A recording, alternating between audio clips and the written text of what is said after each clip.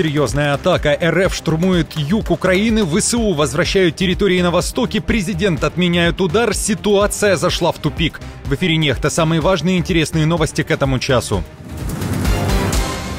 Смена президента страны. В Украине назвали сроки организации выборов. Как быстро могут сменить главу государства и когда? Детальное объяснение. Удар на новом направлении. РФ бросила значительные силы для нового продвижения. Десятки единиц тяжелой техники и сотни штурмовиков. Куда движется армия Путина?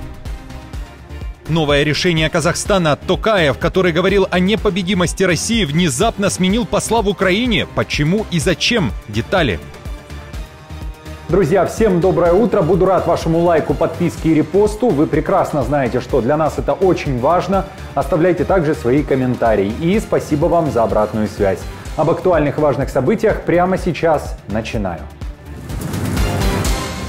Революционный подход. Британия провела успешные испытания нового микроволнового оружия, способного перевернуть ход войны с дронами, которые уже стали причиной большого количества потерь среди военных во время войны в Украине. Об этом пишет Financial Times.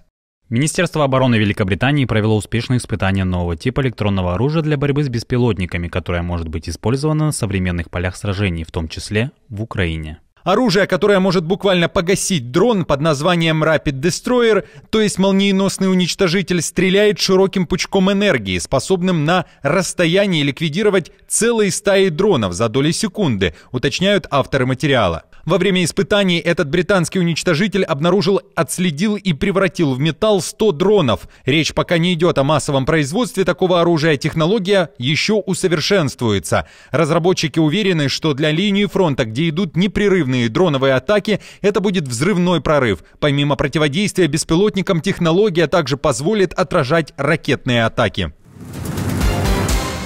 Полное прекращение огня. Эта тема стала главной на переговорах во Франции, где накануне внезапно встретились представители ЕС, Украины и США. В Киеве заявили, что помимо режима тишины, вторым по значимости был вопрос привлечения многонационального военного контингента. Речь о коалиции желающих, странах, которые будут готовы отправить свои силы в Украину после заключения сделки между Киевом и Москвой. В России же тем временем сделали громкое заявление, но шепотом, обвинив Европу в желании воевать.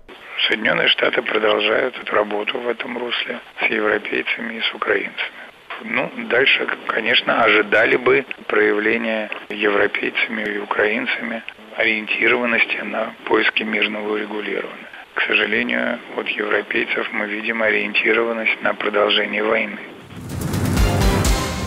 Россия внезапно пошла в атаку на юге Украины. О масштабном штурме сообщают силы обороны страны. Одномоментно ВС РФ бросили в бой более 300 человек личного состава и сразу 40 единиц боевой бронированной техники, а еще танки и даже багги. Точкой нового наступления стал участок фронта в районе Пятихаток, Степного, Лобкового, Малой Токмачки и Малых Щербаков. В Украине заявляют, что еще за 8 километров до линии боевого столкновения россияне потеряли свою технику. Остановить продвижение удалось благодаря аэроразведке. Бой продолжался более 2,5 часов. Украинские силы наносили огневое поражение штурмовикам. Потери противника. Уничтожено 29 единиц боевой техники, 140 человек личного состава, повреждено 3 танка. Ни одной позиции силы обороны Украины не потеряли. При этом в Генштабе ВСУ уверяют, что это россияне потеряли свои позиции, но не на юге Украины, а на востоке. Там, по заявлениям главкома Сырского, ВСУ контратакуют. Мы продолжаем оборонительную операцию, проводим контрнаступательные действия, достигаем определенных успехов. За последние недели освобождено около 16 квадратных километров территории в районе населенных пунктов Удачное, Котлино, Шевченко. Юридические и реальные причины не позволяют провести в Украине президентские выборы во время войны. Об этом в интервью испанской газете «Эль Паис» заявил глава Украинской Центральной избирательной комиссии Олег Диденко. Но если между РФ и Украиной будет достигнуто прекращение огня, то на подготовку к выборам уйдет более 3 месяцев. Диденко заявляет, что пока проводить выборы банально небезопасно. Это одна из причин, по которым они невозможны. Кроме того, необходимо обеспечить процесс так, чтобы он соответствовал демократическим стандартам, говорят в ЦИК. Юридическая причина того, что выборы до сих пор не состоялись, одна и главная – военное положение, которое, кстати, продлили накануне. По словам Диденко, после окончания войны Украина попытается в максимально сжатые сроки организовать выборы нового главы государства, чтобы ни у кого не сложилось впечатление, что Зеленский удерживает власть. Мы должны максимально подготовиться к послевоенным выборам и подтвердить наше демократическое направление, но этот срок не должен быть чрезмерно затянут, чтобы не создавалось впечатление попытки удержать власть без достаточных оснований. Подписчики из Украины, а готовы ли вы к выборам президента? Нужна ли смена власти до окончания войны? Делитесь своим мнением в комментариях. Война отменяется. Президент отменил удар. Речь о Дональде Трампе, который отказался поддержать израильскую атаку по ядерным объектам Ирана, намеченную на май этого года.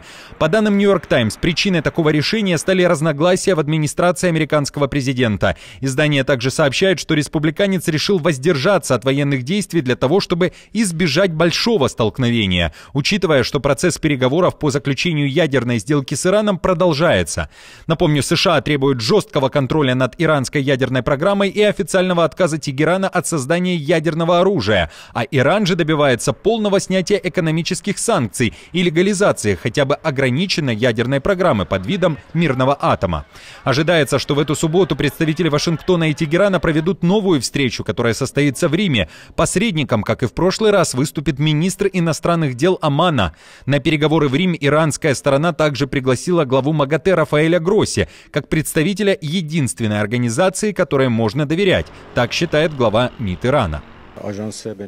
Международное агентство по атомной энергии – единственный легитимный и признанный международный орган по мониторингу и проверке ядерных программ стран, и мы также считаем только это агентство заслуживающим доверия в этом отношении. Аракчи, кстати, перед новой встречей с американцами отправился в Москву, к Путину, для консультаций. Ситуация зашла в тупик. Китай выдвигает требования Трампу, который начал торговую войну и нанес один из самых мощнейших ударов точно по КНР. Западная пресса пишет, что Пекин, возможно, и готов начать диалог с Вашингтоном, но после того, как Белый дом выполнит определенные условия. По данным Bloomberg, представителям команды республиканца придется отказаться от оскорбительных высказываний в адрес КНР. Сам же Трамп в своих высказываниях сдержан, но не его подчиненные, пишут авторы издания. У Си Цзиньпина считают, что официальные лица Америки не могли просто так озвучивать все от себя, а значит, оскорбление одобрил лично Трамп. Помимо этого, некоторые требования озвучили в Министерстве торговли Китая. Повышение тарифов в одностороннем порядке было полностью инициировано Соединенными Штатами. И именно та сторона, которая его начала, должна его и решать. Мы призываем США немедленно прекратить экстремальное давление, принуждение и шантаж и урегулировать разногласия с Китаем через равноправный диалог на основе взаимного уважения. В Вашингтоне, напомню, заявляли, что готовы увеличить пошлины на китайские товары еще на 100%, доведя тариф до рекордных 245%. Напомню, что власти Китая не молчат и ответили Трампу взаимностью, обложив американскую продукцию тарифами в 125%. Президент Казахстана отправляет новых людей в Украину. Касым-Жомарт Токаев внезапно решил сменить посла республики в Киеве. Новым дипломатом назначен 54-летний Талижан Барлыбаев. До ноября прошлого года он представлял Казахстан в Словакии, а еще раньше в Польше, Хорватии, Боснии и Герцеговине и Черногории. Кроме того, в течение 10 лет работал еще и в администрации президента Назарбаева. Об этом пишет радио Азатык. А вот Дархан Калитаев, который находился на должности в Киеве с 2020 года, временно без работы. В коротком комментарии изданию Орда КЗ он заявил, чем займется дальше. Пока не решил. Меня только сегодня освободили от должности. Я еще в Киеве. Блогером буду. Пресса Казахстана уточняет, что оба посольства некоторое время вообще оставались без полноценных руководителей. Недавно Украина назначила в Казахстан дипломата Виктора Майко, а Казахстан ответил, заменив политика Калитаева профессиональным дипломатом Барлыбаевым. Это указывает на возвращение отношений в дипломатическое русло. Напомню, в сентябре прошлого года президент Токаев заявил, что в военном отношении Россия непобедима, а дальнейшая эскалация войны может привести к непоправимым последствиям для всего человечества. Тогда же Астана поддержала так называемый мирный план Китая и Бразилии, в котором ничего не говорилось о выводе российских войск из Украины.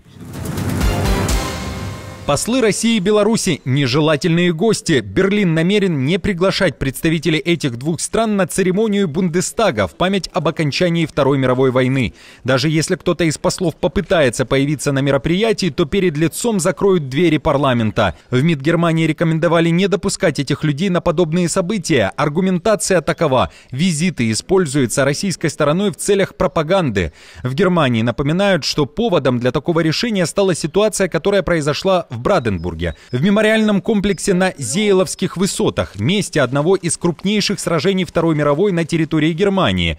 Российский посол Нечаев появился без приглашения, но был встречен с почестями. И представитель от партии СДПГ стал на защиту посла РФ, мол, он представитель страны, которая потеряла там 30 тысяч солдат. В то же время украинский посол в Германии заявил, что Нечаев появился с георгиевской лентой, которая является символом агрессии и запрещена в Украине, Молдове и Грузии. Каждый, кто занимается историей и культурой памяти, знает, что русские и украинские солдаты сражались здесь вместе и освободили нас. И это важно. Да, агрессивная война Путина, конечно, заслуживает осуждения. Но здесь мы вспоминаем, у нас есть культура памяти, и ее очень важно сохранять. Здесь погибло так много людей за нашу свободу, за свободу моих бабушки и дедушки, моих родителей. Я храню это в сердце и буду делать это каждый год. И всегда буду участвовать в этих мероприятиях. Друзья, на этом все. Не забудьте оставить свой комментарий и лайк. Мы же с командой продолжаем следить за самыми важными новостями. Оперативную информацию от Нехта ищите в телеграм-каналах или на платформе X. Спасибо вам за доверие и то, что остаетесь с нами. До новых встреч и хороших вам новостей.